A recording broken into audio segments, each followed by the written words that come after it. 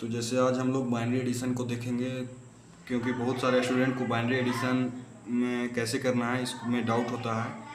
तो आज हम लोग देखते हैं बाइनरी एडिशन को कैसे, मतलब बाइनरी को ऐड करना है। तो यहाँ पे अगर हम बाइनरी नंबर अगर इतना लेते हैं और नीचे में इतना देते हैं, अगर इसको ऐड करना है तो हम कैसे करेंगे।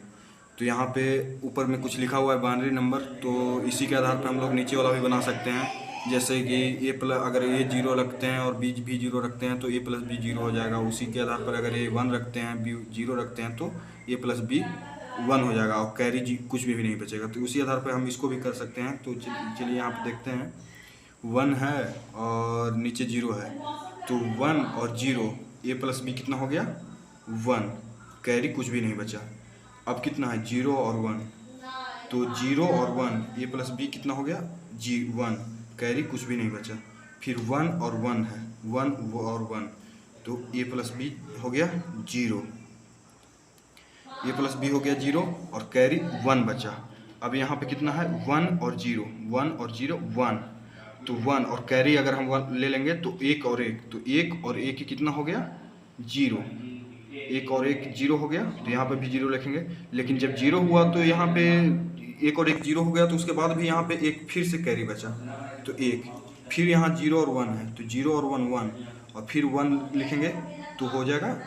यहाँ पे फिर लिखेंगे तो वन और वन जीरो हो गया, फिर बचा कैरी वन, और फिर वन और वन कितना हो गया, जीरो, वन और वन जीरो हुआ, और फिर कैरी बचा वन, तो वन को इधर पे सिर्फ वन लिख देंगे। तो इसको हम ऐसे लिख सकते हैं।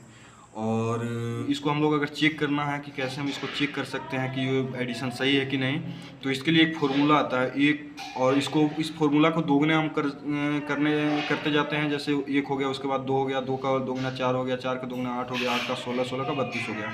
तो इसको इस आधार पर यहाँ पर बैठाते हैं, एक का एक, फिर यहाँ पर दो बैठाएँगे, फिर यहाँ पर चार बैठाएँगे, फिर आठ बैठाएँगे, फिर 16 बैठाएँगे और फिर 32 बैठाएंगे। लेकिन यहाँ पे एक चीज़ ध्यान में रखना है कि ये जीरो वाला काउंट नहीं करना है, जीरो जीरो काउंट नहीं करना है। तो जीरो जीरो काउंट नहीं करेंगे और इसके बाद काउंट करके हम लोग यहाँ पे लिखेंगे। तो मतलब एक और चार एक पाँच, पाँच और आठ 13, 13 और 32 45, यहाँ पे 45 हुआ। और नीचे वाला लिख सकते हैं एक, दो, चार, आठ, 16।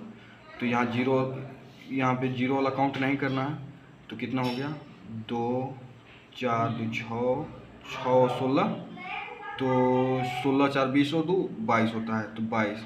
तो इसको हम यहाँ पे जोड़ के कितना हो गया, 5 2 7, 4 और 2 6, तो इसको यहाँ पे 67 हो गया।